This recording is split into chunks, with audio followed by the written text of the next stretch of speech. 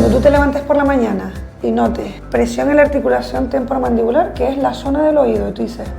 me duele aquí, ay, el oído, los maceteros, que es esta zona de aquí, hipertónica, te duelen también, te levantas de la cama, ya cuando está un poquito más avanzado el bruxismo, tienes un poquito de vértigo, dolor en las cervicales y vas a comerte pues un sándwich y cuando abres tienes un poquito de ruido, ahí tienes un problema de bruxismo y de la articulación temporomandibular.